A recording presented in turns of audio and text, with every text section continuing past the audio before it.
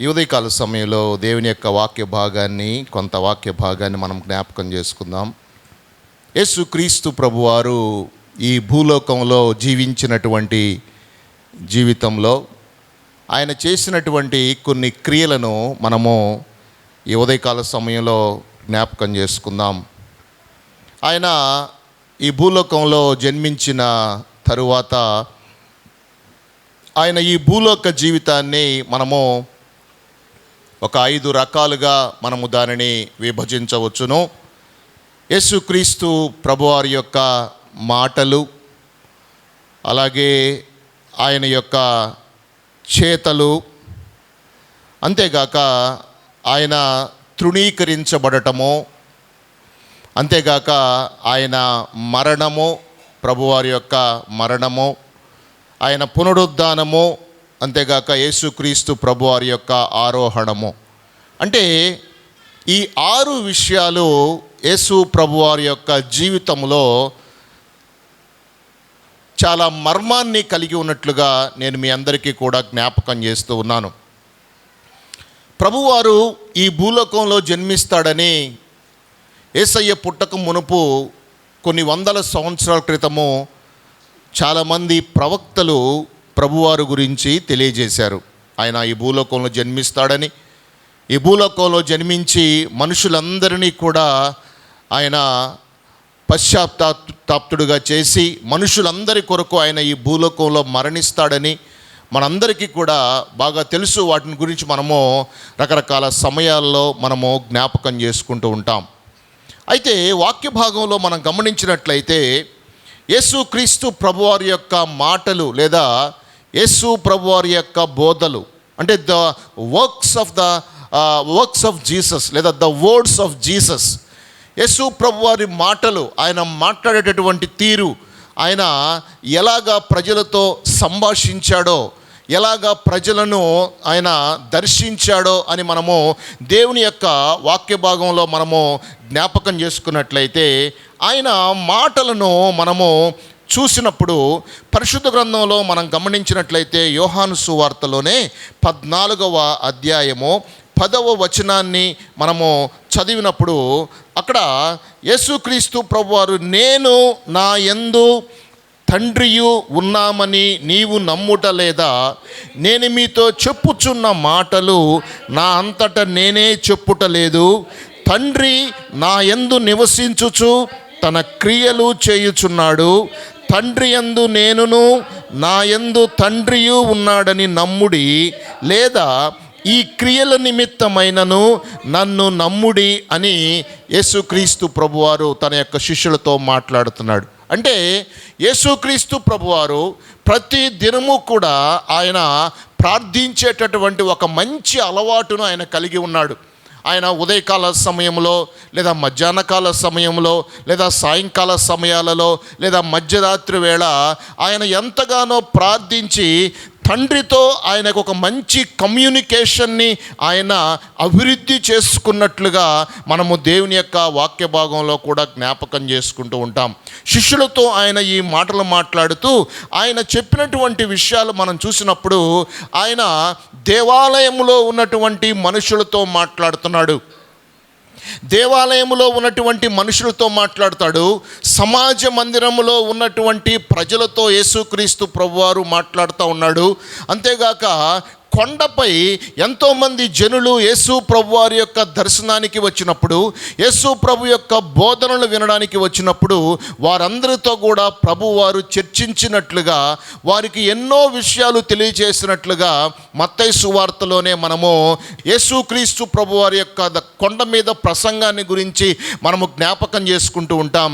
దానినే ది బీయాటిట్యూడ్స్ అని చెప్పి అంటున్నట్లుగా కూడా మనం చూస్తూ ఉంటాం. అలాగే మనం గమనించినట్లయితే జాలరులతో కూడా ప్రభువారు మాట్లాడటాన్ని మనం చూస్తాము. వివాహ కార్యక్రమంలో ప్రభువారు ఉండటాన్ని మనం చూస్తాము. అంతేకాకుండా బావి దగ్గర సమరయ స్త్రీతో యేసు ప్రభువారు మాట్లాడినటువంటి సందర్భాలు, ఎంతో మందితో ఆయన ప్రతిదినము మాట్లాడుతూ ప్రతి వారిని కూడా దర్శిస్తూ, ప్రతి వారిని కూడా బలపరుస్తూ, ప్రతి వారిని కూడా స్పర్శిస్తూ, ప్రతి వారి యొక్క కష్టాన్ని కన్నిటిని తీసివేస్తూ ఆయన తన యొక్క జీవితంలో, ఆత్మీయ జీవితంలో ముందుకు వెళ్ళినటువంటి సందర్భాలను మనం యేసుక్రీస్తు ప్రభువారి గురించి జ్ఞాపకం చేసుకోవచ్చు. చాలాసార్లు ఆయన యొక్క మాటల్లో ఆయన్ని పట్టుకుందామని, ఆయన యొక్క మాటల్లో తప్పిదం ఏమైనా ఉంటుందేమో అని చెప్పి చాలామంది జ్ఞానులు, సామంతులు, అక్కడ ఉన్నటువంటి యాజకులు ప్రయత్నం చేశారు. కానీ ఆయన యొక్క మాటల్లో ఎక్కడ కూడా తప్పిదమ్ము లేనట్లుగా మనం దేవుని యొక్క వాక్య భాగంలో కూడా జ్ఞాపకం చేసుకుంటూ ఉన్నాం. ఆయన మాట్లాడటం ఎలాగ మాట్లాడాడంటే అధికారముతో ప్రభువారు మాట్లాడాడు. మత్తయి సువార్తలోనే 7వ అధ్యాయము 29వ వచనాన్ని మనము చదివినట్లయితే, ఏలయనగా ఆయన వారి శాస్త్రుల వలె కాక అధికారము గలవాని వలె వారికి బోధించెను. అంటే ప్రభువారు ఒక అధికారముతో బోధిస్తున్నాడు. ఆయనకి ఒక అధికారము కలిగి ఉన్నటువంటి వ్యక్తి ఎలాగైతే మాట్లాడతాడో, ఒక ఆఫీసర్ ఎలాగైతే మాట్లాడతాడో, ఒక అధికారము కలిగినటువంటి వ్యక్తి ఎలాగైతే మాట్లాడతాడో, అలాగా యేసయ్య అక్కడ ఉన్నటువంటి ప్రజలందరితో, అక్కడ ఉన్నటువంటి శాస్త్రులు, పరిసయ్యులతోనూ, యాజకులతోనూ, మత ప్రవిష్టులతోనూ ఆయన అలాగా మాట్లాడినట్లుగా మనము దేవుని యొక్క వాక్య భాగంలో జ్ఞాపకం చేసుకుంటూ ఉన్నాం. చూడండి, పరిశుద్ధ గ్రంథంలో మనం గమనించినట్లయితే యేసుక్రీస్తు ప్రభువారి యొక్క యేసు యొక్క బోధనాంశము తండ్రి నడిపింపు చేత తానే సిద్ధపరచబడి ఆయన ఆడ ఉన్నటువంటి ప్రజలందరితో కూడా మాట్లాడినట్టుగా మనం చూస్తున్నాం. అంటే ఆయన మాటలలో ఉన్నటువంటి స్వస్థతను ప్రజలందరూ కూడా గమనించారు. నిజంగా అందుకే కదా, నీ మాట చాలయ్యా, నీ చూపు చాలయ్యా, నీ తోడు చాలయ్యా, నీ నీడ చాలయ్యా అనేటువంటి పాటను మనము పాడుకుంటూ ఉంటాం. కాబట్టి అర్థం ఏంటంటే యేసు ప్రభువారి యొక్క మాట మనుషులను స్వస్థపరుస్తున్నట్లుగా మనము జ్ఞాపకం చేసుకోవాలి. చనిపోయినటువంటి లాజరు 3 దినాల క్రితము సమాధిలో ఉంచబడినప్పటికీ కూడా లాజరు యొక్క చెల్లెలు లేదా అక్క వీరందరూ ఏమంటున్నారంటే, అయ్యా లాజరు ఆల్రెడీ సమాధిలో ఉంచబడి 3 దినాలు అయిపోయింది కదా, ఈ సమయంలో నీవు సమాధి రాయిని తెరవమని చెప్తున్నావేంటి అని చెప్పి వాళ్ళు అడుగుతూ ఉన్నప్పుడు ప్రభువారు అంటున్నాడు కదా, ఆ రాయిని మీరు పొర్లించండి అని చెప్తున్నాడు. ఎప్పుడైతే ఆ రాయిని పొర్లించాడో యేసుక్రీస్తు ప్రభువారు బిగ్గరగా లాజరు లేచి బయటికి రా అని చెప్పి గట్టిగా చెప్పినప్పుడు ఆయన మాట ద్వారా వెళ్ళినటువంటి స్వస్థత లాజరుని స్వస్థపరిచి ప్రేత వస్త్రాలతో బయటకు తీసుకుని వచ్చినట్లుగా మనము దేవుని యొక్క వాక్య భాగంలో అంటే ప్రభువారి యొక్క మాటలలో ఉన్నటువంటి శ్రేష్టత, ఆయనను గూర్చినటువంటి మాటలు మాట్లాడటం వలన, ఆయనను గురించినటువంటి డిస్కషన్ చేయటం వలన ఆయన మాటలలో ఎంతో శ్రేష్టతను మనము దేవుని యొక్క వాక్య భాగంలో జ్ఞాపకం చేసుకుంటున్నట్లుగా మనము చూస్తూ ఉన్నాం. ప్రియ సహోదరి సహోదరులారా, దేవుని యొక్క వాక్య భాగంలో మనం గమనించినట్లయితే చూడండి, పరిశుద్ధ గ్రంథంలో మార్కు వార్త 1వ అధ్యాయము 21వ వచనంలో ఆయన సమాజ మందిరములో ఉన్నటువంటి కొంతమందితో మాట్లాడుతున్నాడు. అంతటా వారు కపెర్నహూములోనికి వెళ్ళిరి. వెంటనే ఆయన విశ్రాంతి దినమున సమాజ మందిరములోనికి పోయి బోధించెను గనుక ఆయన శాస్త్రుల వలె గాక అధికారము గలవాని వలె వారికి బోధించెను గనుక వారు ఆయన బోధకు ఆశ్చర్యపడిరి. ఆ సమయమున వారి సమాజ మందిరములో అపవిత్రాత్మ పట్టిన మనుషుడు ఒకడు ఉండెను. వాడు, నజరేయుడగు యేసు, మాతో నీకేమి? మమ్ము నశింపచేయుటకు వచ్చితివా? నీవు ఎవడవో నాకు తెలియను, నీవు దేవుని పరిశుద్ధుడవు అని కేకలు వేసెను. అందుకు యేసు, ఊరకుండము, వానిని విడిచిపొమ్మని దానిని గద్దింపగా ఆ అపవిత్రాత్మ వానిని విలవిలలాడించి పెద్ద కేక వేసి వానిని విడిచిపోయెను. అందరూ విస్మయం ఉంది, ఇదేమిటో, ఇది క్రొత్త బోధగా ఉన్నదే. ఈయన అధికారముతో అపవిత్రాత్మలకును ఆజ్ఞాపింపగా అవి ఆయనకు లోబడుచున్నవని ఒకనితో ఒకడు చెప్పుకొనిరి. వెంటనే ఆయనను గూర్చిన సమాచారము త్వరలో గలిలయ ప్రాంతముల యందంతటా వ్యాపించెను. చూసారా, ప్రభువారు కపెర్నహూములోనికి వచ్చాడు. కపెర్నహూములోకి వచ్చినటువంటి ప్రభువు వెంటనే ఆయన విశ్రాంతి దినమున సమాజ మందిరములోనికి పోయి బోధిస్తూ ఉన్నాడు. శాస్త్రుల వలె కాక అధికారము గలవాని వలె వారికి బోధిస్తున్నాడు గనుక వారు ఆయన బోధకు ఆశ్చర్యపడిరి. ప్రభువారు ఎప్పుడైతే అలాగా అధికారముతో బోధిస్తూ, వారితో మాట్లాడుతూ, వారిని దర్శిస్తూ, వారిని విడుదల చేస్తూ ఉన్నాడో ప్రజలందరూ కూడా ఆశ్చర్యపోతూ ఉన్నారు. వెంటనే ఒక దయ్యము పట్టినటువంటి వ్యక్తి పైకి లేచి, యేసు ఇక్కడికి ఎందుకు వచ్చావు? మమ్మల్ని ఇక్కడి నుంచి పంపివేయటానికి వచ్చావా? ఇదిగో నీవు పరిశుద్ధమైనటువంటి దేవుని కుమారుడు అని చెప్పి ఒక దయ్యం పట్టినటువంటి వ్యక్తి బిగ్గరగా పైకి లేచి అరుస్తూ గోల చేస్తూ ఉన్నప్పుడు ప్రియులారా, ప్రభువారు ఆ యొక్క దయ్యం పడినటువంటి వ్యక్తిని గద్దించినట్లుగా మనము దేవుని యొక్క వాక్య భాగంలో గమనిస్తూ ఉన్నాం. అవునండి, యేసుక్రీస్తు ప్రభువారి దగ్గర దయ్యాలను వెళ్ళగొట్టేటటువంటి శక్తిని ప్రభువారు కలిగి ఉన్నట్లుగా మనం జ్ఞాపకం చేసుకోవాలి. దయ్యాలు వెళ్ళగొట్టేటటువంటి శక్తి యేసు నామంలో ఉన్నట్లుగా మనం చూస్తాం. అందుకే అన్ని నామముల కన్నా పైనామము యేసుని నామమైనట్లుగా మనము దేవుని యొక్క వాక్య భాగంలో జ్ఞాపకం చేసుకుంటూ ఉన్నాం. ప్రభువునందు ప్రియమైనటువంటి దేవుని బిడ్డలారా, ఆయన యొక్క కార్యములు మనం చూసినట్లయితే, అంటే the works of the Jesus Christ అని మనము దేవుని యొక్క వాక్య భాగంలో మనం గమనించినట్లయితే, రెండవదిగా ఆయన ఎంతోమంది కుష్ఠరోగులను స్వస్థపరిచినటువంటి దేవుడుగా కనబడతాడు. చూడండి, పరిశుద్ధ గ్రంథంలో మత్తయి సువార్త 8వ అధ్యాయము 2 నుంచి 4 వచనాలను మనము చదివినట్లయితే, ఇదిగో కుష్ఠరోగి వచ్చి ఆయనకు మ్రొక్కి, ప్రభువా నీకిష్టమైతే నన్ను శుద్ధునిగా చేయగలవు అనెను. అందుకు ఆయన చేయి చాపి వానిని ముట్టి, నాకిష్టమే, నీవు శుద్ధుడవు కమ్మని చెప్పగా తక్షణమే వాని కుష్ఠరోగము శుద్ధి ఆయను. అప్పుడు యేసు, ఎవరితోనూ ఏమీయూ చెప్పకు సుమి, కానీ నీవు వెళ్ళి వారికి సాక్షార్థమై నీ దేహమును యాజకునికి కనబరుచుకొని మోషే నియమించిన కానుక సమర్పించుమని వానితో చెప్పెను. చూసారా, పరిశుద్ధ గ్రంథంలో మనం గమనించినట్లయితే కుష్ఠరోగి యేసుక్రీస్తు ప్రభువారి దగ్గరికి వచ్చి, ప్రభువా నీకు ఇష్టమైతే నన్ను శుద్ధునిగా చేయమని అడుగుతున్నాడు. ప్రభువా నీకు ఇష్టమైతే, యేసు ప్రభువుకి అయిష్టమైనటువంటివి ఈ భూలోకంలో ఏమీ లేవు. ఆయన మానవులందరి కొరకు కూడా ప్రాణం పెట్టడానికి ఈ భూలోకానికి వచ్చినటువంటి వ్యక్తి. ఆయనకు ఇష్టాలంటూ కూడా ఏమీ లేవు.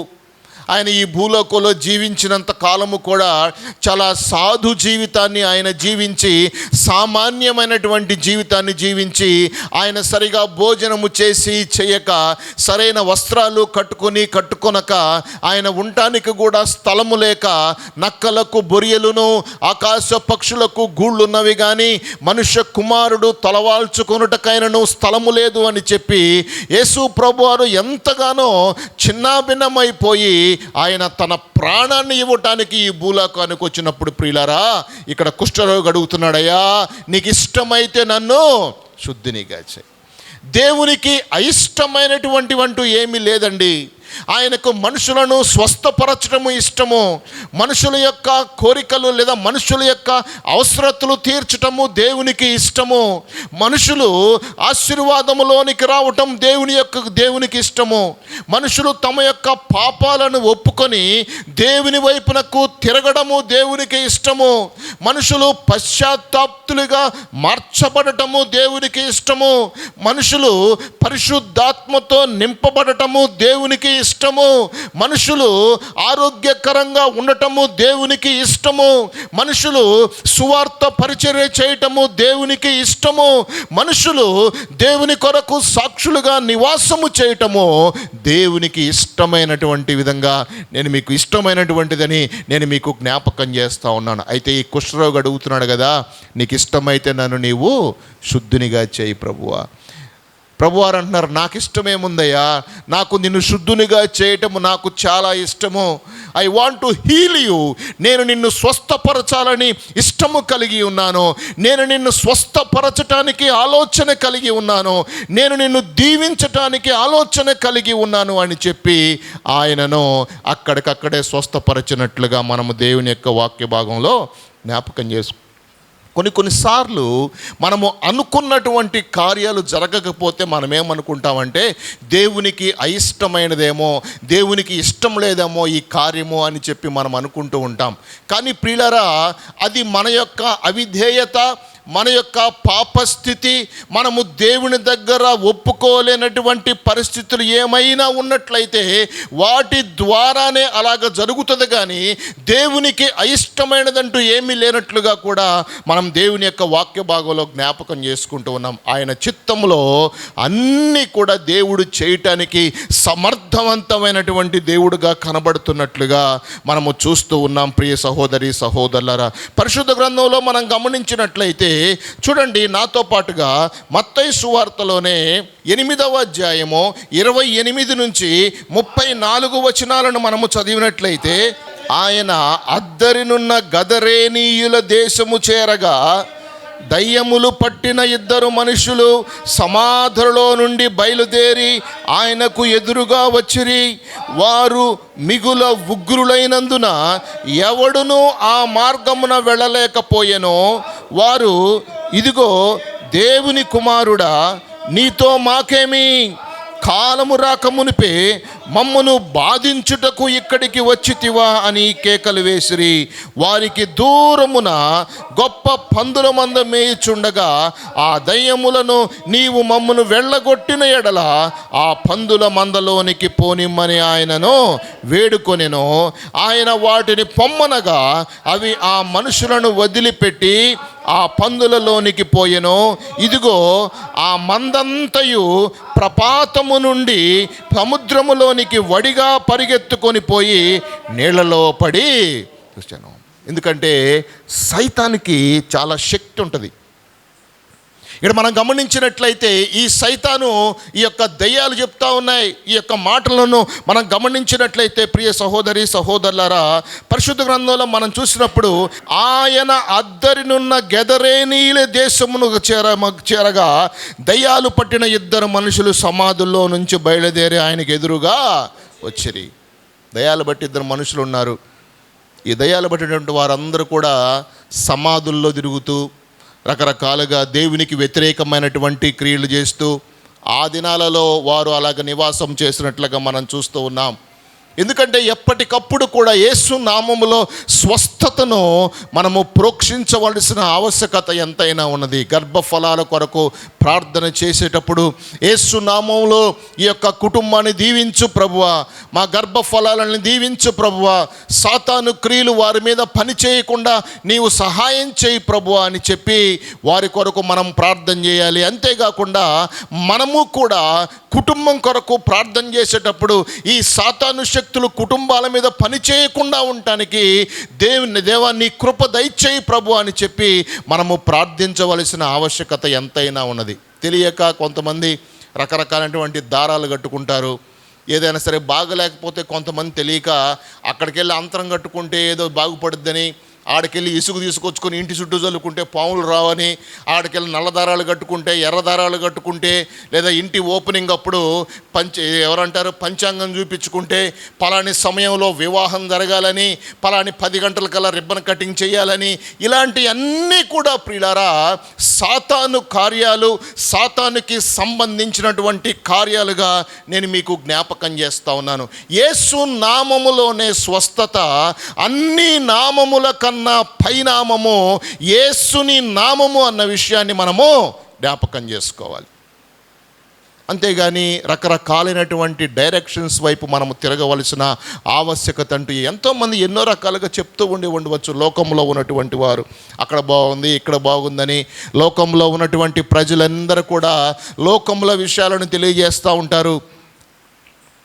దేవుని బిడ్డలమైనటువంటి మనము వాటిని దాటి పరిశుద్ధత వైపునకు, వాటిని దాటి విశ్వాసపు స్థితిలోనికి, ఒక మంచి విశ్వాసము స్థితిలోనికి మనము రావాల్సినటువంటి ఆవశ్యకత ఎంతైనా ఉన్నట్లుగా మనం దేవుని యొక్క వాక్య భాగంలో జ్ఞాపకం చేసుకుంటూ ఉన్నాం ప్రియులారా. ఎందుకంటే దేవుడు మనల్ని ప్రత్యేకపరిచాడు.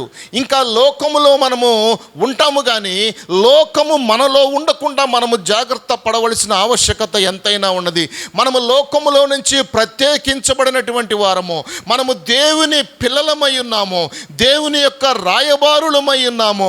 మనము పరిశుద్ధమైనటువంటి జనముగా, పరిశుద్ధమైనటువంటి దేవుని యొక్క సొత్తైనటువంటి ప్రజలుగా దేవుడు మనల్ని ఏర్పాటు చేసుకోడన్న విషయాన్ని మనము జ్ఞాపకం చేసుకోవాలి. అంతేగాని సారికి మళ్ళా వెనక్కి తిరిగి చూసి ఫలాని జరిగినప్పుడు ఫలాని చేస్తే బాగుంటుందేమో అన్నట్లుగా మనము వాటి వైపు తిరగకూడదు. కానీ ప్రియులారా, ముందున్నటువంటి వాటి కొరకై వేగిరపడుచు యేసుక్రీస్తు ప్రభువారిని మనము చూస్తూ, పౌలు ఎలాగైతే మనకు ఒక ఉపమానాన్ని తెలియజేస్తూ, ఒక ఉదాహరణగా పౌలు గారు ఎలాగైతే నివాసం చేశారో, నేను ముందున్నటువంటి వాటి వైపు చూస్తూ ముందుకెళ్తున్నాను అన్నట్లుగా మనము కూడా ప్రభు మన కొరకు దాచిపెట్టినటువంటి ఆశీర్వాదాలు పొందుకోవడానికి, ప్రభు మన కొరకు ఉంచినటువంటి పరలోక రాజ్యాన్ని సిద్ధపరచుకోవడానికి, పరలోక రాజ్యాన్ని స్వతంత్రించుకోవడానికి మనము ముందుకు వెళ్ళవలసిన ఆవశ్యకత ఎంతైనా ఉన్నట్లుగా మనము జ్ఞాపకం చేసుకోవాలి ప్రియ సహోదరి సహోదరులారా. ఎందుకంటే దినములు చెడ్డవి గనుక సమయమును పోనీయక సద్వినియోగపరచుకొనుచు అజ్ఞానుల వలె కాక జ్ఞానుల్లాగా మనము ఈ భూలోకంలో నివాసము చేయవలసిన ఆవశ్యకత ఎంతైనా ఉంది. పరిశుద్ధ గ్రంథంలో మనం గమనించినట్లయితే మత్తయి సువార్తలో 9వ అధ్యాయము 18 నుంచి 19 వచనాలను మనము చదివినట్లయితే, ఆయన ఈ మాటలు వారితో చెప్పుచుండగా ఒక అధికారి వచ్చి ఆయనకు మ్రొక్కి, నా కుమార్తె ఇప్పుడే చనిపోయినది, అయినను నీవు వచ్చి నీ చెయ్యి ఆమె మీద ఉంచుము, ఆమె బ్రతుకును అనెను. యేసు లేచి అతని వెంట వెళ్ళెను. ఆయన శిష్యులు కూడా వెళ్ళిరి. మనం గమనించినట్లయితే ఇక్కడ ఒక అధికారి వచ్చి యేసుక్రీస్తు ప్రభువారితో మాట్లాడుతున్నాడు. అయ్యా, నా కుమార్తెకి అనారోగ్యం లేదా బహుశా చనిపోయింది, నువ్వు వచ్చి ఆమె మీద చెయ్యుంచయ్యా అని చెప్పి యేసు ప్రభువారితో మాట్లాడుతుంది. ప్రభువారు అంటున్నాడు, నువ్వు వెళ్ళే, నేను వస్తాను, నువ్వు వెళ్తా ఉండు, ఆమె స్వస్థపరచబడుదులే అన్నట్లుగా అంటా ఉన్నాడు. ఈ మధ్యలో ఒక స్త్రీ ఆయన వస్త్రాన్ని ముట్టింది, స్వస్థపరచబడింది. ఈ యాయీరు ఇంటికి వెళ్ళేసరికి వారి యొక్క కుమార్తె సజీవురాలుగా లేచి కూర్చొని అందరితో పాటు కూర్చొని ఉన్నటువంటి స్థితిని చూశాడు. నిజంగా గమనించినట్లయితే ప్రియులారా, మన యొక్క విశ్వాసము మనల్ని స్వస్థపరుస్తుంది. మన యొక్క అవిశ్వాసం ఏం చేస్తుందంటే మనల్ని భక్తిహీనతలోనికి తీసుకొని పోతూ ఉంటుంది. మన భయము, మన యొక్క అవిశ్వాసం ఏం చేస్తుందంటే మనల్ని భక్తిహీనతలోనికి తీసుకొని పోతూ ఉంటుంది. మనకి ఒక సర్వశక్తిమంతుడైనటువంటి దేవుడు ఉన్నాడని, ఆయన ఈ భూలోకాన్ని, ఈ యొక్క ప్రపంచములను, ఈ యొక్క దేశాలను, రాష్ట్రాలను, వీటన్నిటినీ కూడా దేవుడు సృష్టించినటువంటి దేవుడని, మనకి కావలసినటువంటి సూర్య చంద్ర నక్షత్రాలను ఆయన సృష్టించినటువంటి దేవుడై ఉన్నాడని మనము ఎరిగి కూడా మనం ఒక్కొక్కసారి ఏమంటామంటే అవిశ్వాసమైనటువంటి మాటలు మనం మాట్లాడుతూ ఉంటాం, ఒక్కొక్కసారి తెలిసి తెలియక. కానీ నా ప్రియ సహోదరి సహోదరులారా, దేవుడు మనల్ని చూసేటటువంటి పద్ధతి, దేవుడు మనల్ని ప్రేమించేటటువంటి పద్ధతి, దేవుడు మనల్ని అర్థం చేసుకునేటటువంటి పద్ధతి, దేవుడు మనల్ని ఆకర్షించేటటువంటి పద్ధతి చాలా భిన్నంగా ఉన్నట్లుగా మనము దేవుని యొక్క వాక్య భాగంలో జ్ఞాపకం చేసుకుంటూ ఉన్నాం. ఈ యాయీరు యొక్క పాప చనిపోయినప్పుడు ఈయన ఇంటికి వెళ్ళేసరికి దేవుడు ఆమెను స్వస్థపరిచినట్లుగా మనం ఇలాగా యేసుక్రీస్తు ప్రభువారి యొక్క పనులను మనం గమనించినట్లయితే ఎన్నో రకాలైనటువంటి పనులు ఆయన ఈ యొక్క దేవుని యొక్క వాక్య భాగంలో మనం చూస్తూ ఉంటాం ప్రియులారా. గుడ్డి వారిని స్వస్థపరిచినటువంటి దేవుడు, దయ్యమును పట్టినటువంటి వారిని స్వస్థపరిచినటువంటి దేవుడు, ఊచ కాళ్ళు చేతులు కలిగినటువంటి వారిని స్వస్థపరిచినటువంటి దేవుడు, 5,000 మందికి ఆహారమును పంచిపెట్టినటువంటి దేవుడు, 4,000 మందికి మరల ఆహారాన్ని పంచిపెట్టినటువంటి దేవుడు, కానాను స్త్రీ యొక్క కుమార్తెను స్వస్థపరిచినటువంటి దేవుడు. ఇంకా అలా చూసినప్పుడు ఆయన ఎన్నో గొప్ప కార్యాలు చేసినట్లుగా మనం దేవుని యొక్క వాక్య భాగంలో జ్ఞాపకం చేసుకుంటూ ఉన్నాం. చనిపోయినటువంటి లాజరును సైతము ఆయన సజీవుడిగా బయటకు తీసుకొని వచ్చాడు. చనిపోయినటువంటి వారిని బ్రతికించినటువంటి హిస్టరీ ఈ భూలోకంలో దేవునికి, యేసుక్రీస్తు ప్రభువారికి, దేవుని బిడలకు తప్ప ఇంకా ఎవ్వరికి కూడా సాధ్యము కాలేదన్న విషయాన్ని మనము చూస్తూ ఉంటాం. డాక్టర్స్ చూస్తారు, నాడి పట్టుకొని చూస్తారు, హీజ్ నో మోర్ అని చెప్పి అంటారు, చాలా సింపుల్గా వెళ్ళిపోతారు. వాళ్ళు చేస్తారు. బహుశా డాక్టర్స్ బ్రతికించడానికి వారు ఎంతో కష్టపడతారు, వాళ్ళు చేస్తారు. కానీ యేసయ్య అయితే చనిపోయినటువంటి వారిని సైతము బ్రతికించగలిగినటువంటి శక్తిని యేసుక్రీస్తు ప్రభువారు కలిగి ఉన్నట్లుగా మనము దేవుని యొక్క వాక్య భాగంలో జ్ఞాపకం చేసుకుంటూ ఉన్నాం. కాబట్టి ప్రియ సహోదరి సహోదరులారా, ఆయన తృణీకరించబడినటువంటి దేవుడు. మూడో విషయం మనం గమనించినట్లయితే ఆయన మనుషుల చేత తృణీకరించబడ్డాడు. ఎన్నో మంచి కార్యాలు చేశాడు, ఎన్నో అద్భుతాలు చేశాడు, ఆశ్చర్యకార్యాలు చేశాడు. ఇలాగ చేయటము అక్కడ ఉన్నటువంటి మత పెద్దలకు నచ్చలేదు. కానీ యేసయ్యను వెంబడించేటటువంటి కామన్ పీపుల్కి యేసుక్రీస్తు ప్రభువారు చాలా దగ్గర అయిపోయాడు. కానీ ఆయన జ్ఞానులకు, సామంతులకు, లేదా శాస్త్రులకు, పరిసయ్యులకు, సద్దూకయ్యులకు, పెద్దగా ఉన్నటువంటి మత ప్రవిష్టులకు యేసుక్రీస్తు ప్రభువారు నచ్చనటువంటి పరిస్థితిని మనం జ్ఞాపకం చేసుకుంటూ ఉన్నాం. ఆయనను తృణీకరించటం వారు ప్రారంభించారు, ప్రభుని తృణీకరించారు. ఎట్టి పరిస్థితుల్లో ఈయనని సంహరించాలి అని చెప్పి అనుకొని ప్రభు వారిని చివరికి అటు తీసుకొచ్చి ఇటు తీసుకొచ్చి అట్లా అన్యాయపు తీర్పును యేసుక్రీస్తు ప్రభు వారి మీద మోపి అలా ఇలా చేసే చివరికి ఆయన సిలువకు అప్పగించేశారు. సిలువకు అప్పగించినప్పుడు చాలామంది బాధపడ్డారు, దిగులు పడ్డారు. అరే, ఎన్నో మేలులు చేశాడు కదా ఈయన, బై మిస్టేక్ అన్యాయపు తీర్పు ఈయన మీదకి వచ్చేసేసి ఈయన్ని సిలువేసేస్తున్నారా ఏంటి అన్నటువంటి విధంగా అనుకుంటూ ఉన్నటువంటి 2-3 దినాల్లోనే ఆయనను సిలువ వేయటం అయిపోయింది. ఆయన్ని సిలువ మీద ఆయన మరణించటం అయిపోయింది. ఆయన్ని సమాధిలో పెట్టడం కూడా అయిపోయినట్లుగా తర్వాత ఆయన సమాధిని జయించి తండ్రి అయినటువంటి దేవుడు యేసుక్రీస్తు ప్రభువారిని సజీవుడిగా లేపినట్లుగా మనము దేవుని యొక్క వాక్య భాగంలో జ్ఞాపకం చేసుకుంటూ, అన్యాయపు తీర్పును పొందినటువంటి దేవుడు ఆయన మరలా పునరుద్ధానుడుగా తిరిగి పైకి లేచి మనుషులకు కనబడి ఆ పునరుద్ధానము యొక్క శక్తిని గురించి, దాని ప్రాముఖ్యతను గురించి మనుషులందరికీ కూడా తెలియజేసినట్లుగా మనం చూస్తూ ఉన్నాం. దేవుని యొక్క వాక్య భాగంలో మనం గమనించినట్లయితే 1 కొరింథీ పత్రిక 15వ అధ్యాయము 1 నుంచి 6 వచనాలు మనం చదివినట్లయితే, మరియు సహోదరులారా, నేను మీకు ప్రకటించిన సువార్తను మీకు తెలియపరచుచున్నాను, మీరు దానిని అంగీకరించితిరి, దాని యందే నిలిచి ఉన్నారు. మీ విశ్వాసము వ్యర్థమైతేనే కానీ నేను ఏ ఉపదేశ రూపముగా సువార్త మీకు ప్రకటించితినో ఆ ఉపదేశమును మీరు గట్టిగా పట్టుకొనిన ఎడల ఆ సువార్త వలననే మీరు రక్షణ పొందువారై ఉందురు. నాకు ఇయ్యబడిన ఉపదేశమును మొదట మీకు అప్పగించి తిని, అదేమనగా లేఖనముల ప్రకారము క్రీస్తు మన పాపముల నిమిత్తము మృతి పొందెను, సమాధి చేయబడెను, లేఖనముల ప్రకారము 3వ దినమున లేపబడెను. ఆయన కేఫాకును తర్వాత 12 కనబడెను. అటు పిమ్మట 500కు ఎక్కువైన సహోదరులకు ఒక్క సమయమందే కనబడెను. వీరిలో అనేకులు ఇప్పటి వరకు నిలిచి ఉన్నారు, కొందరు నిద్రించిరి. తరువాత ఆయన యాకోబునకును, అటు తరువాత అపోస్తలులకందరికీ కనబడెను. అందరికీ కడపట ఆ అకాలమందు పుట్టినట్టు నాకును కనబడెను.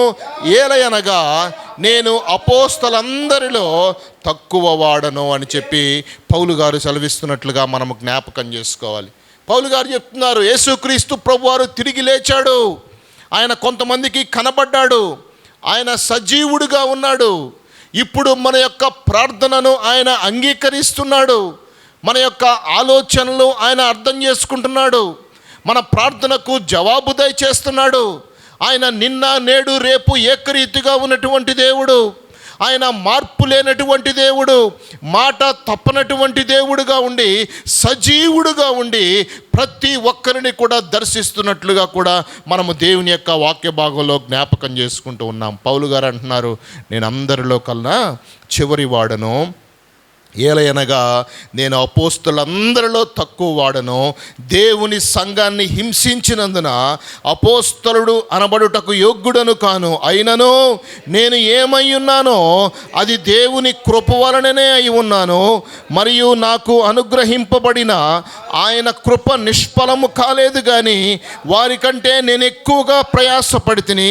ప్రయాసపడినది నేను కాను, నాకు తోడయున్న దేవుని కృపయే.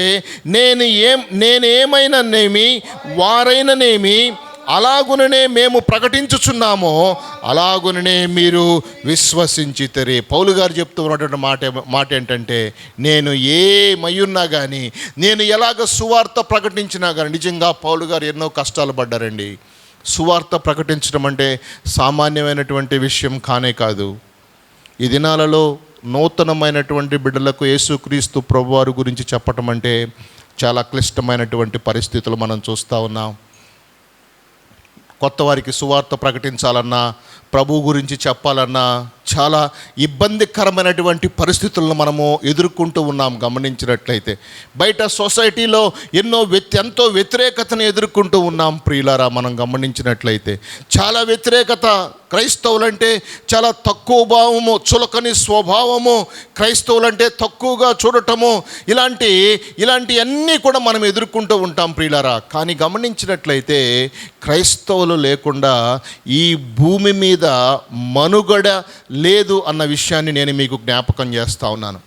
మనము ప్రతిదినము వాడేటటువంటి ఏ వస్తువైనా సరే మరి తీసుకోండి, పెన్ దగ్గర నుంచి, గుండు సూది దగ్గర నుంచి, మనము వాడేటటువంటి విమానం దగ్గర వరకు, మనము వాడేటటువంటి ఏ వస్తువైనా సరే దానిని కనుగొన్నటువంటి వ్యక్తి, దానికి బ్యాక్గ్రౌండ్లో ఉన్నటువంటి వ్యక్తి ఒక క్రైస్తవుడు అన్న విషయాన్ని మనము జ్ఞాపకం చేసుకోవాలి. టైప్ రైటర్ తీసుకోండి, ఫర్ ఎగ్జాంపుల్ కంప్యూటర్ తీసుకోండి, లేదా మొబైల్ ఫోన్ తీసుకోండి, లేదా ల్యాండ్ ఫోన్ తీసుకోండి. ఎవరు కనుగొన్నారు వీటిని? రేడియోని కనుగొన్నటువంటి వ్యక్తులు, టీవీలను కనుగొన్నటువంటి వ్యక్తులు, ఇంటర్నెట్ని కనుగొన్నటువంటి వ్యక్తులు. ఇంకా మనం చూసినట్లయితే మనము వాడేటటువంటి కారు కానీ, బైక్ కానీ, దాని ఇంజన్లు కానీ, ట్రాక్టర్ను కానీ, సైకిల్ కానీ, ఇలాంటి అన్ని పరికరాలన్నిటినీ కనుగొన్నటువంటి వ్యక్తులు ఎవరంటే వారందరూ కూడా క్రైస్తవులు. వారు ఏం చేశారు? మన దేశంలోనికి వచ్చి స్కూల్స్ ఏర్పాటు చేశారు, హాస్పిటల్స్ కట్టించారు, ఎంతోమంది పేదలకు చదువు చెప్పారు, ఎంతోమంది పేదలకు యేసు ప్రభు గురించి పరిచయం చేశారు, బట్టలు ఇచ్చారు, వస్తువులు ఇచ్చారు, ఎంతో సహాయం చేశారు. వీరు తెలియక ఏమంటారంటే ఏదో మార్చేశారని చెప్పి అంటాం. నాకు ఇష్టం లేకుండా నేనేమన్నా మారగలనా? ఏమండి, ఎవరికైనా ఇష్టం లేకుండా ఏదైనా చేయగలరా? ఎవరు చేయలేరు. ఇష్టం లేని ఆహార పదార్థాలే మనం తినం, ఇష్టం లేని వస్త్రాలే మనం కట్టుకోము. అలాంటి పరిస్థితుల్లో ఇష్టం లేనటువంటి క్రియలు మనం చెయ్యం కదా. కానీ నిజంగా మనం గమనించినట్లయితే దేవుని యొక్క బిడ్డలు క్రైస్తవుల వలన ఈ ప్రపంచము మనుగడలో ఉన్నట్లుగా మనం జ్ఞాపకం చేసుకుంటూ ఉన్నాం. ఉదయం లేచిన దగ్గర నుంచి మనము ఫోన్ వాడతాం ప్రియులారా, సందేశాలు పంపిస్తాం, మనం ఉన్నటువంటి పరిస్థితులు ఎక్కడున్నాం ఏంటి అనేది పంపిస్తాం. ఈ టెక్నాలజీ ఇలాగా మనము వాడేటటువంటి ప్రతి వస్తువు కూడా ఒక క్రైస్తవుడు ప్రార్థించి ప్రభువుని అడిగి ప్రభు ఇచ్చినటువంటి జ్ఞానానుసారంగా దానిని కనిపెట్టాడు అన్న విషయాన్ని మనము జ్ఞాపకం చేసుకోవాలి. అందుని బట్టి మనము సంతోషించాలి.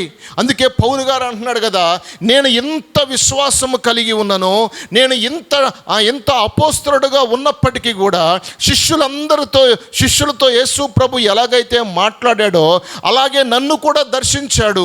నేను చాలా విపరీతమైనటువంటి వ్యర్థ ప్రవర్తన కలిగి క్రైస్తవులందరినీ కూడా నేను హింసించాను ఆ దినాల్లో. అయినప్పటికీ కూడా యేసు ప్రభు వారు నన్ను దర్శించారు, నా పరిస్థితిని మార్చాడు. నేను అన్యులకు సువార్త ప్రకటించడం కొరకు యేసు ప్రభు వారు నన్ను దర్శించి దమస్కు ప్రాంతంలో నా పరిస్థితిని మార్చివేసినట్లుగా పౌలు గారు అక్కడ చెప్తున్నాడు. నేను అపోస్తలులందరిలో తక్కువ వాడు. చూడండి, గమనించినట్లయితే పేతురు మొదటి పత్రిక రెండో పత్రిక మాత్రమే రాస్తాడు. మత్తయి ఒక బుక్ రాస్తాడు, మార్క్ ఒక బుక్ రాస్తాడు గాస్పల్స్లో, లూకా ఒక పుస్తకం రాస్తాడు, లూకా తర్వాత అపోస్తుల కార్యాలు కూడా రాశాడు. మనం రోమన్స్ నుంచి గమనించినట్లయితే రోమా పత్రిక నుంచి దాదాపు హెబ్రీలకు రాసినటువంటి పత్రిక వరకు కూడా రచించినటువంటి ఏకైక వ్యక్తి అపోస్తలుడైనటువంటి పౌలు. చూడండి, ఆయన అంటున్నాడు కదా, నేను అపోస్తలులందరిలో కల్లా తక్కువ వాడనండి. నేను యేసు ప్రభుతో 3.5 సంవత్సరంలో నివాసము చేయలేదండి. యేసు ప్రభుతో నేను ప్రయాణించలేదండి. అపోస్తలులైతే, శిష్యులైతే యేసు ప్రభుతో ప్రయాణించారు, యేసు ప్రభుతో నడిచారు, యేసు ప్రభుతో ఆహారము భుజించారు. కానీ నేనైతే అలాంటి వ్యక్తిని కానే కాదండి అని చెప్పి ఆయన తగ్గించుకొనుచు అక్కడ చెప్తూ ఉన్నటువంటి మాట ఏంటంటే, ఏలయనగా నేను అపోస్తలందరిలో కల్లా తక్కువ వాడను, దేవుని సంఘమును హింసించినందున అపోస్తలుడు అనబడుటకు యోగ్యుడను కాను, అయినను నేను ఏమై ఉన్నానో అది దేవుని యొక్క కృపచేతనే అయి ఉన్నాను. అవునండి, మనం కూడా అలా అనుకోవాలి. అయ్యా, మేము ఏమై ఉన్నామో అది దేవుని యొక్క కృపేనయ్యా. నీవిచ్చినటువంటి కృపను బట్టి ప్రభువా, నీవిచ్చినటువంటి కృపను బట్టి మేము నివాసం చేస్తున్నాం ప్రభువా. ఆయన కృప లేకపోతే ఈ భూలోకంలో మనము బ్రతకలేము.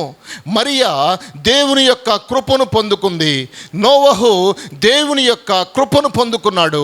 పరిశుద్ధ గ్రంథంలో ఉన్నటువంటి చాలామంది ప్రజలు, ప్రవక్తలు, రాజులు, న్యాయాధిపతులు దేవుని యొక్క కృపను పొందుకున్నారు. నీవు నేను కూడా దేవుని యొక్క కృప వలనే మనం ఇలాగా నివాసం చేస్తాం. నీ కృపలే నీ క్షణము, నీ దయలే నీ క్షణము, నేను ఊహించలేను యేసయ్యా. నీ కృపలే నీ క్షణము, నీ దయలే నీ క్షణము, నేను ఊహించలేను యేసయ్యా. యేసయ్యా, నీ కృప నాకు చాలయ్యా, కృపలేనిదే నేనుండలేనయ్యా. యేసయ్యా, నీ కృప నాకు చాలయ్యా, కృపలేనిదే బ్రతుకలేనయ్యా. మహిమను విడచి మహిలో తిరిగి వచ్చి మాదిరిగా మారి మనిషిగా మార్చావు. మహినే నీవు మాధుర్యముగా మార్చి మాదిరి చూపి మరురూపమిచ్చావు. మహిమను నేను మహిమను పొందా, మహిమగా మార్చింది నీ కృప. మహిమను నేను మహిమను పొందా, మహిమగా మార్చింది నీ కృప. యేసయ్యా, నీ కృప నాకు చాలయ్యా, నీ కృప లేనిదే నేనుండలేనయ్యా. యేసయ్యా, నీ కృప నాకు చాలయ్యా, నీ కృప లేనిదే బ్రతుకలేనయ్యా. దేవునికి స్తోత్రం, హల్లెలూయా. దేవుని యొక్క కృప వలననే మనందరము కూడా సజీవులుగా ఉండగలిగాం. దేవుని యొక్క కృప వలననే ఆయన మన యొక్క ఉద్యోగాలన్నిట్లో కూడా దేవుడు సహాయము చేస్తున్నట్లుగా మనము జ్ఞాపకం చేసుకోవాలి. ఆయన యొక్క కృప మనకి తోడుగా ఉన్నందువల్లనే మనల్ని దేవుడు ప్రమోషన్లతో నింపుతున్నట్లుగా జ్ఞాపకం చేసుకోవాలి. ఆయన యొక్క కృప తోడుగా ఉన్నందువలననే మన గర్భఫలాల యొక్క చదువులలో ప్రభువు సహాయం చేస్తూ వారు అంచెలంచెలుగా ఎదగటానికి దేవుడు సహాయం చేస్తున్నట్లుగా మనము జ్ఞాపకం చేసుకోవాలి.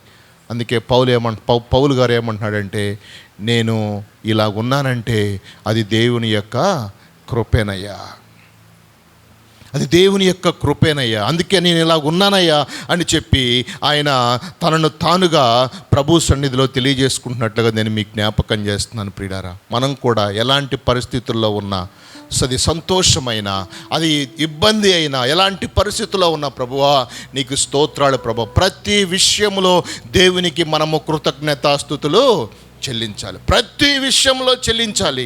సంతోషంగా ఉన్నప్పుడు చెల్లించాలి, నా బాధగా ఉన్నప్పుడు ప్రభువుకి కృతజ్ఞతాస్తుతులు చెల్లించాలి. ఏ స్థితి అయినా సరే, ఎలాంటి పరిస్థితిలో నుంచి మనం వెళ్తున్నప్పటికీ కూడా ప్రియులారా, కష్టాలు, శ్రమలు, ఇరుకులు, ఇబ్బందులు, ఎలాంటి పరిస్థితుల్లో నుంచి మనము నడుస్తూ ముందుకెళ్తున్నప్పటికీ కూడా, ఏ స్థితిలో మనము ఉన్నప్పటికీ కూడా దేవునికి కృతజ్ఞతాస్తుతులు చెల్లింపబద్ధులమైనట్లుగా నేను మీ అందరికీ కూడా జ్ఞాపకం చేస్తున్నా. పరిస్థితులను బట్టి కృంగిపోవాల్సిన అవసరం అంటూ ఏమీ లేదు. కష్ట నష్టాలను బట్టి రకరకాల పరిస్థితులు మనం ఎదుర్కోవలసిన ఆవశ్యకత ఎంతైనా ఉన్నది. నేను ఏమై ఉన్నానో అది ఆయన యొక్క కృపయే. నేను ఈ పరిస్థితుల్లో ఉన్నానంటే అది ఆయన యొక్క కృపయే అన్న విషయాన్ని మనము ప్రభువుకి తెలియచేయవలసిన ఆవశ్యకత ఎంతైనా ఉన్నది. మేము కొన్ని గ్రామాలు తిరుగుతూ పరిచర్య చేస్తూ ఉన్నప్పుడు కొంతమందికి కరెంటు కూడా ఉండదు ఆ గృహాల్లో. సాయంకాలం 6-7 గంటలకల్లా ఇంకా అంత ప్యాకప్ అయిపోతారు వాళ్ళు. ఉదయం 4:30-5 గంటలకల్లా నిద్రలేస్తారు, వాళ్ళ పనులకు వాళ్ళు వెళ్ళిపోతారు. కరెంటు లేనటువంటి ప్రాంతాలు ప్రియ సహోదరి సహోదరులారా, వారికి తెల్లవారినప్పుడు ఎండొస్తేనే ఎండొచ్చింది, తెల్లవారింది, రాత్రి అయింది, చీకటి పడింది, అంతవరకే. సూర్యుడిని బట్టి వారు టైం చూసుకుంటూ ఉంటారు, వారి పనులు వారు ముందుకెళ్తూ ఉంటారు, చాలా క్లిష్టమైనటువంటి పనులు చేసుకుంటూ ఉంటారు. చాలా పేద స్థితిలో వాళ్ళు ఉంటూ ఉంటారు. ప్రియులారా, గమనించినట్లయితే నిజంగా వారికి యేసయ్య గురించి చెప్పటము ఒక కృపగా మేము భావిస్తూ ఉంటాం. వారికి యేసయ్య గురించి తెలియజేయటం ఒక ధన్యతగా భావిస్తూ ఉంటాం.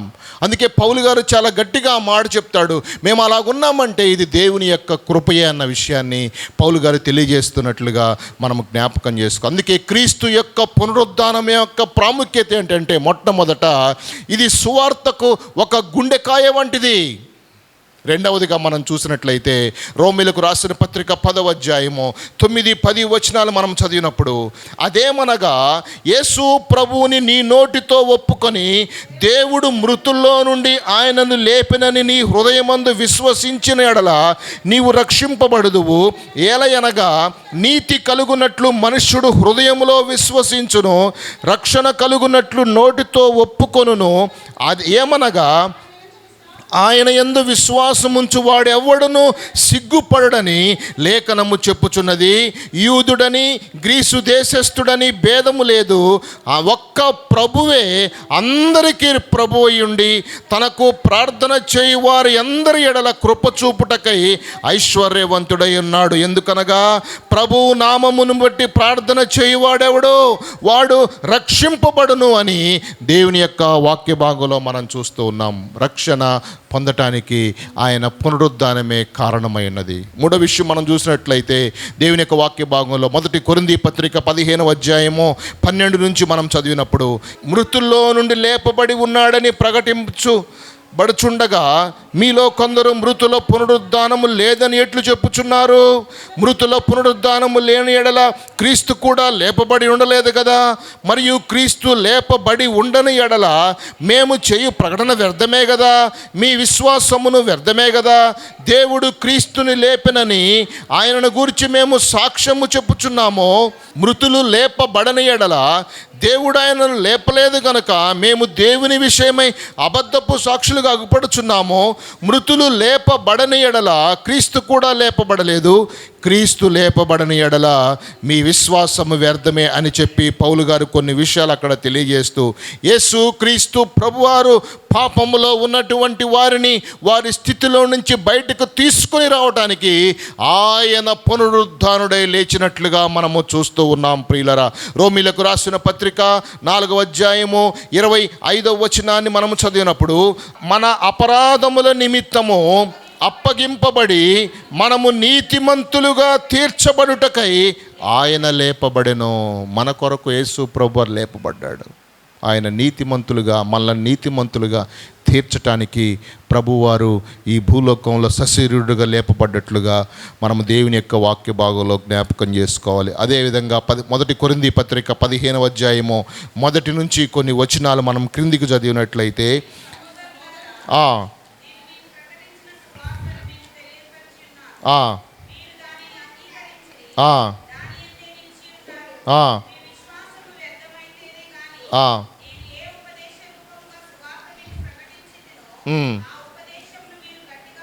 గట్టిగా పట్టుకొనిన ఎడల ఆ సువార్త వలననే మీరు రక్షణ పొందువారయుందురు. నాకు ఇయ్యబడిన ఉపదేశమును మొదట మీకు అప్పగించి తిని, అదేమనగా లేఖనముల ప్రకారము ఇందాక మనము ఎలాగైతే చదివామో వాటన్నిటి గురించి కూడా పౌలు గారు కొంచెం క్లుప్తంగా తెలియజేస్తున్నట్లుగా నేను మీ అందరికీ కూడా జ్ఞాపకం చేస్తున్నాను. చివరిగా మనం చూసినట్లయితే అపోస్తుల కార్యాల గ్రంథము 17వ అధ్యాయము 18వ వచనాన్ని మనము చదివినప్పుడు, ఎపికూరీయులలోనూ స్తోయికులలోనూ ఉన్న కొందరు జ్ఞానులు అతనితో వాదించిరి. కొందరు ఈ వదరబోతు చెప్పునది ఏమిటి అని చెప్పుకొనిరి. అతడు యేసుని గూర్చియు పునరుద్ధానము గూర్చియు ప్రకటించిన గనుక మరికొందరు వీడు అన్య దేవతలను ప్రచురించుచున్నాడని చెప్పుకొనిరి. అంతటా వారు అతనిని వెంటబెట్టుకొని అరెయోపగు అను సభ యొద్దకు తీసుకొని పోయి, నీవు చేయుచున్న ఈ నూతన బోధ ఎట్టితో మేము తెలుసుకొని వచ్చునా, కొన్ని క్రొత్త సంగతులు మా చెవులకు వినిపించుచున్నావు గనుక వీటి భావమేమో మేము తెలుసుకొనగోరుచున్నామని చెప్పిరి. ఏథెన్సు వారందరూ అక్కడ నివసించు పరదేశులను ఏదో ఒక కొత్త సంగతి చెప్పుట యందు వినుట యందు మాత్రమే తమ కాలము గడుపుచుండువారు. పౌలు అరెయోపగు మధ్య నిలిచి చెప్పినటువంటిది ఏమనగా అని చెప్పి అక్కడ చెప్పినటువంటి మాటలన్నీ మనం చదువుతున్నాం. కొంతమందిని మనం గమనించినట్లయితే ఇక్కడ చూసినప్పుడు ప్రియులారా, క్రొత్త సంగతులు ఏథెన్సు వారందరూ అక్కడ నివసించుచు పరదేశులను ఏదో ఒక కొత్త సంగతి చెప్పుట ఎందును వినుట ఎందును మాత్రమే తమ కాలము గడుపుచుండేవారిలాగా కనబడుతున్నారు. ఎందుకంటే యేసు ప్రభు పునరుద్ధానుడై తిరిగి లేపబడటం అనేది వారికి క్రొత్త సంగతిగా కనబడతా ఉంది. ఆయన తిరిగి లేపబడ్డాడు, ఎంతోమంది కనపడ్డాడు, కొన్ని దినాలు ఈ భూలోకంలో నివాసం చేశాడు, పేతురుతో మాట్లాడాడు. తర్వాత పరలోకానికి అపోస్తుల కార్యాల గ్రంథం 1వ అధ్యాయంలో మనం చూసినట్లయితే ఆయన పరలోకానికి ఆరోహణుడైపోతూ ఆయన అన్నాడు కదా, ఇదిగో మీకు ఒక ఆదరణకర్తను నేను పంపిస్తాను, మీరు భయపడవలసినటువంటి అవసరం అంటూ ఏమీ లేదు, కానీ ఆయన మీకు అన్ని విషయాలు బోధిస్తాడు. కాబట్టి ఇదిగో మీరు వెళ్ళి ఈ యొక్క సమరియా, యెరూషలేము, సమరియా, యూదయ, సమారియా ప్రాంతాలన్నింటిలో కూడా నా గురించి తెలియజేయండి అని చెప్పి ప్రభువారు అక్కడ ఉన్నటువంటి శిష్యులతో ప్రజలందరితో చెప్పినట్లుగా మనం చూస్తూ ఉన్నాం ప్రియులారా. నిజంగా ఆయన తిరిగి లేపబడటం అంటే ఒక ఆశ్చర్యకరమైనటువంటి విషయం. యేసు ప్రభువారు తిరిగి లేపబడటం, నిజంగా ఆయన మాటలు, ఆయన క్రియలు, ఆయన మరణము, ఆయన పునరుద్ధానము. 5వ విషయం ఏంటంటే ఆయన మరలా తిరిగి రాబోతున్నట్టు.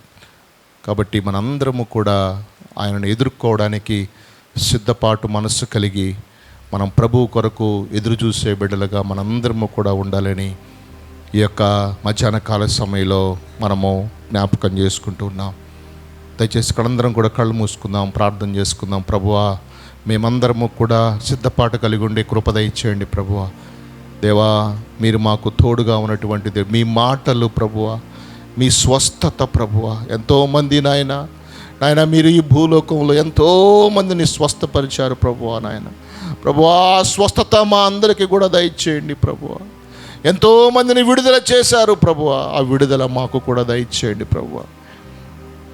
ఎంతోమందిని కుష్ఠరోగులను, ఊచకాళ్ళు చేతిలో ఉన్నటువంటి వారిని, నశించిపోయినటువంటి వారిని మీరు వెదకి రక్షించటానికి ఈ భూలోకానికి వచ్చినటువంటి దేవుడు ప్రభువా. మీకు స్తోత్రాలు, మీకు స్తోత్రాలు, మీకు స్తోత్రాలు అయ్యా అని చెప్పి ప్రభువుని మనం ఎదుర్కోవడానికి మనందరము కూడా సిద్ధపడి, మనందరము కూడా సిద్ధపాటు కలిగి, బుద్ధిగల కన్యకల్లాగా రెడీగా ఉండటానికి ప్రభు మనందరికీ కూడా సహాయం చేయాలని మనము ప్రార్థన చేసుకుందాం.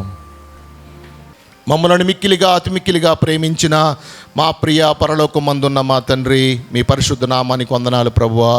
ఈ మధ్యాహ్న కాల సమయంలో ఇప్పటి వరకు నాయన మేము మిమ్మల్ని స్తుతించి గణపరిచి మీ వాక్యాన్ని ధ్యానం చేసి ప్రభా ఎన్నో విషయాలు మేము చర్చించుండగా మీ కాపుదలు మాకు దయచేయండి. మీకు వందనాలు నాయన. నాయన మీ ప్రేమ, మీ కృప గొప్పది ప్రభువా నా తండ్రి. నాయన మీరు ఎంతగానో మాకు సహాయం చేశారు ప్రభువా. మా కొరకు ఈ భూలోకంలోనికి వచ్చి 3300 సంవత్సరాలు జీవించి ప్రభువా మీరు త్యాగం చేసి ప్రభువా మరణించి తిరిగి లేచి ప్రభువా మా కొరకు మరల రాబోతూ ఉన్నటువంటి దేవుడు మీకు వందనాలు ప్రభువా. మేమందరము కూడా సిద్ధపాటు కలిగి ఉన్నటువంటి ప్రజలం ప్రభువా, మీకు స్తోత్రాలదయ్యా. ఇంకా నా తండ్రి నాయన మీ కాపుదల మాకు దయచేయండి. ఈ వారంలో జరిగే ప్రయాణాలు, రాకపోకల్లో ఆయన ఉద్యోగ విషయాల్లో మీరు సహాయం చేయండి ప్రభువా. పోలీసు వారు నాయన వారి ఉద్యోగాల్లో మీ తోడ్పాటు దయచేయండి ప్రభువా.